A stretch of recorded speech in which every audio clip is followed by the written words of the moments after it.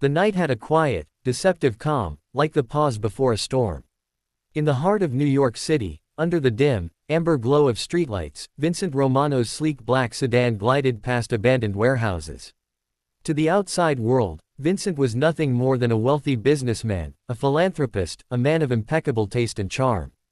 But beneath that polished exterior, he ruled a criminal empire that stretched from the docks of Brooklyn to the neon-lit streets of Las Vegas. He was a man feared, respected, and whispered about in the same breath. Tonight, he was unusually restless. The city's heartbeat felt different. He couldn't shake the unease pressing against his chest, that gnawing sense that someone, was about to disrupt the careful order he had built over decades. Vincent arrived at his penthouse, a towering monument of glass and steel overlooking the city. His office was vast, lined with mahogany shelves stuffed with leather-bound ledgers and family portraits, but tonight, he didn't look at them. He just poured himself a glass of bourbon and stared at the skyline, tracing the patterns of the lights as if they might spell a warning. His phone buzzed. It was an unusual number. One he didn't recognize. Normally, only people within his organization contacted him directly. He hesitated but answered. "Mr. Romano?" A soft, trembling voice asked. "Yes. Who is this?" he said, his voice calm but edged with curiosity. It's about my mom," the voice continued. She has a tattoo. Just like yours." Vincent's hand froze around the glass. He had never met this person before, at least, he thought he hadn't. The words clawed at his mind, tugging at memories he had buried long ago. "What do you mean?" he asked slowly, carefully. There was a pause. Then, in a tone almost too innocent for the gravity of what it implied, the voice said, "I saw it on her arm. It's the same one you have on your wrist." Vincent's mind raced. The tattoo wasn't just any design, it was a symbol of the Romano legacy, a mark passed down to trusted bloodlines within the organization. It was a mark of loyalty, secrecy, and family. How could anyone outside of his inner circle have it? Before he could respond, the voice of a small child whispered, "Mommy says it's because of you. She says you're important." Vincent felt a chill run down his spine. A child. Innocent. And yet, the mere mention of his name in that context made the hair on his neck stand on end. He had spent his life protecting his empire, controlling what little he allowed to enter his inner world. And now, this little girl, this stranger, was stepping into it. He asked, his voice steadier than he felt, "Where are you?" "I'm at home, in Queens," she replied softly. "Mom says you might come. But, she's asleep. I wanted to show you something." Vincent's instinct screamed. He knew it was risky, very risky, to show up unannounced at someone's house in Queens. But something about the child's tone, about the innocence woven into her words, compelled him. He made a decision that surprised even himself. "All right," he said finally. "I'll be there." The drive to Queens was long, but every red light, every turn, felt like a countdown to an unknown revelation. Vincent's mind drifted back decades, to a time before the empire, before the power, before the fear. He remembered a woman, Elena. She had been everything he could want and more. Beautiful, fearless, fiercely loyal. But she had a secret, a child she hid from him, a child born in silence while he built a world he thought could protect them both. Could this be her daughter? The thought both thrilled and terrified him. He parked outside a modest brownstone, the kind of place that contrasted sharply with his penthouse in every way. The street was quiet, the only sound the distant wail of a siren. He approached the door, and before he could knock, it creaked open. The little girl stood there, wide-eyed, clutching a stuffed rabbit. She couldn't have been more than 7 or 8. Her hair fell in soft waves around her shoulders, and her eyes, those clear, unwavering eyes, looked right through him. "You came," she said simply. Vincent knelt slightly to meet her gaze. "Yes," he said. "I did." She stepped aside and motioned him in. The apartment smelled faintly of vanilla and laundry detergent, a stark contrast to the world he inhabited. The girl led him to the kitchen, where a woman was sleeping on a worn sofa. She stirred as Vincent entered, and her eyes opened slowly. Recognition, or was it fear, flickered across her face. "Vincent," she whispered. "Elena." Vincent felt the years collapse into a single heartbeat. He remembered every promise, every goodbye, every secret he had sworn to keep. And now, here she was, older, wearied by life, and yet undeniably the woman who had once captured his heart. The little girl tugged at his sleeve. "Look," she said. He followed her to the woman's arm. There it was, a tattoo, inked in the same delicate script as his own, a mark he had never shared with anyone outside his bloodline. "It's real," he murmured. "How? Why?" Elena stirred fully awake, her eyes glossy with unshed tears. "I didn't know how to tell you," she said. I wanted to protect her. And me. I thought if you ever found out, it would destroy everything." Vincent's chest tightened. He had always believed he was untouchable, that the empire was his life.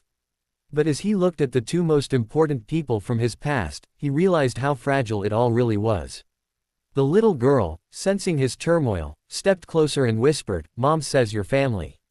Vincent swallowed hard. Family. The word carried weight heavier than any throne, any kingdom, any fortune he had amassed. He had built walls around himself, trained men to obey, eliminated threats with precision. But here, in this small queen's apartment, the rules he had lived by felt meaningless. He reached out slowly, resting a hand on the girl's shoulder. You're my family too," he said, the words tasting foreign yet right. Elena's gaze softened, a mixture of fear and hope flickering across her face. "We didn't know if you'd want us," she said quietly. Vincent shook his head, fighting the lump in his throat. "I don't know what I want yet," he admitted. "But I know one thing. I won't let anything happen to either of you. Not now. Not ever." For the first time in years, Vincent felt a strange lightness in his chest, a sensation that had nothing to do with power or money. It was connection. It was trust. It was a chance at something he had thought lost forever. The little girl smiled, her small hand reaching for his.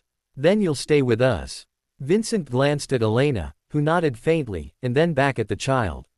"Yes," he said, a promise settling in his voice. "I'll stay." As he looked at the tattoo on her arm, identical to his, a wave of realization washed over him. It wasn't just a mark of loyalty, it was a signal.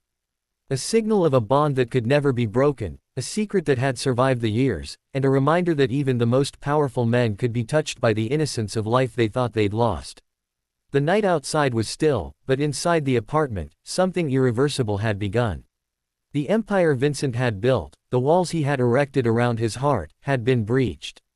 And this time, it wasn't enemies at the gate, it was love, family, and the echo of a past he could no longer ignore.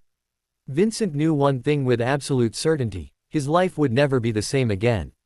Because, sometimes, even the most feared man in the world is shaken, not by bullets or betrayal, but by a small child with a simple question and a tattoo that spoke louder than any words ever could.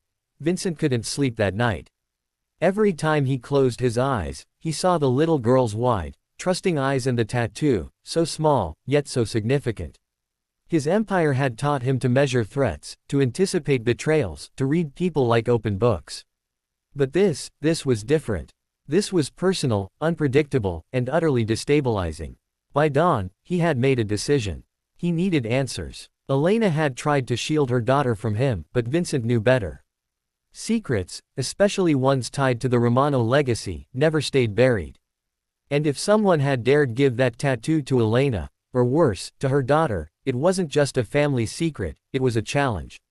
Vincent returned to his office, the city skyline now bathed in gray morning light. His team noticed immediately that he was restless. "Sir?" asked Marco, his right-hand man, the one who had been with him through every war and deal.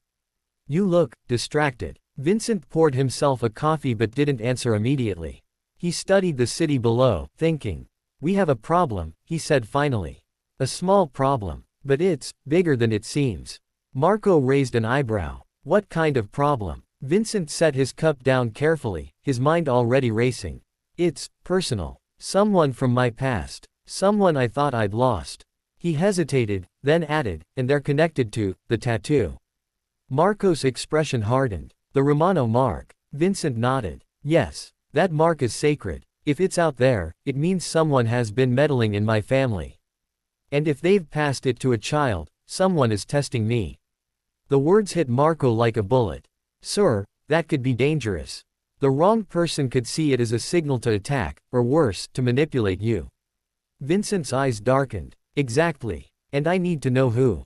Where. And why? Within hours, Vincent's team had traced the origin of the tattoo. It wasn't random, it was carefully orchestrated, a coded message sent by someone who knew him intimately. Every lead pointed to a single artist in Queens, someone who specialized in custom ink for underground networks.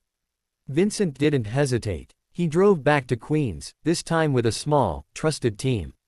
He kept it discreet. This wasn't about intimidation. This was about answers. The tattoo parlor was small, almost unremarkable. The bell above the door jingled as Vincent entered, and the artist, a man in his 40s with ink-stained hands, looked up nervously. "Mr. Romano," he said, almost whispering. I didn't think you'd find out." Vincent stepped closer, his presence overwhelming the small space. "Who sent you? Who authorized this?" The man swallowed hard. It was Elena. She wanted you to know she and her daughter, she wanted you to protect them. She thought it might be the only way to get your attention without endangering the girl." Vincent's mind raced. Elena. The woman he had loved and lost. She had risked everything to send him a signal, to reach him through a tattoo. And the child, his daughter, though he hadn't yet called her that, had been the innocent messenger. He stepped outside, the air sharp against his skin, and called Elena. "We need to talk," he said. When she answered, he could hear the tension in her voice. "Vincent, please. Not now. You can't just." "I'm coming to you," he interrupted, his tone firm. "It's time we stop hiding from the past." By the time he returned to the brownstone, the little girl was waiting by the window, her stuffed rabbit clutched tightly. She looked up when he arrived, her face lighting up. "Daddy?" she asked tentatively, the single word. Carrying so much hope. Vincent froze. His heart ached and swelled at once. "Yes," he said, stepping inside. "I am." Elena's eyes filled with tears. "Vincent, I didn't know how else." "You did the right thing," he interrupted gently. "But now we have to be careful. Whoever gave her that tattoo, whoever is watching, we need to know who it is before they make a move." Days turned into nights as Vincent delved deeper into the mystery. His team traced a series of cryptic messages and warnings, all pointing to a rival organization that had learned about the Romano tattoo's significance. They had assumed Elena and her daughter were simply civilians, but Vincent now realized they were invaluable leverage. One night, as he reviewed the intelligence, he looked over at his daughter sleeping peacefully in the corner of the room. The realization struck him like lightning. All the power, all the control, all the money he had accumulated, none of it mattered more than protecting her. The next morning, Vincent called a meeting. Marco, along with a few of his most trusted lieutenants, joined him in the high-rise office overlooking Manhattan. "Listen," Vincent said, his voice sharp, resolute. "They think they can manipulate us. That they can touch my family without consequences. They're wrong. No one, touches my bloodline and walks away." Plans were made. Surveillance increased. Safe houses were prepared. Every angle, every possibility, every contingency was considered. But even with all the resources at his disposal, Vincent knew the true challenge wasn't fighting an external enemy. It was rebuilding the trust and connection with Elena and the little girl, forging a family bond that had been fractured for decades. Weeks passed. Vincent gradually became a presence in their lives, not just as a protector, but as a father and partner. He discovered the little girl's favorite stories, her laughter filling the apartment in a way he had long forgotten existed. Elena began to lower her guard, letting him in, not just as a powerful mafia boss, but as the man she had once loved. And then, one evening, a final piece of the puzzle fell into place. The tattoo, Elena explained, was more than a mark, it was a code. Embedded in its design was the location of hidden documents, evidence that could either consolidate Vincent's empire or destroy it if it fell into the wrong hands. Elena had found it in her mother's belongings, a remnant of old alliances and secrets, and had realized the only person who could keep it safe was Vincent. Vincent stared at the little girl and then at Elena. "You trusted me with this?" he asked, his voice soft but incredulous. Elena nodded. "I didn't know if you'd come back for us. But I hoped, I had to hope." Vincent took a deep breath, the weight of years of fear and suspicion lifting ever so slightly. "Then we protect it. Together." The little girl looked up at him, wide-eyed, and whispered, "Together." Vincent smiled, a rare, genuine smile. "Yes," he said. "Together." Outside, the city pulsed with life, unaware that within a modest apartment in Queens, a mafia boss had found not only his family but also a chance at redemption. And though the world beyond might be dangerous, filled with enemies and hidden threats, Vincent Romano finally understood the greatest power he could ever wield wasn't fear, it was love, loyalty, and the bond of family. For the first time in decades, he didn't feel invincible. He felt human. And in that moment, he realized that sometimes the smallest, most innocent gestures, a child's words, a tattoo, a simple act of trust, could shake even the most feared man in the world to his core. And that, Vincent knew, was a power far greater than any empire.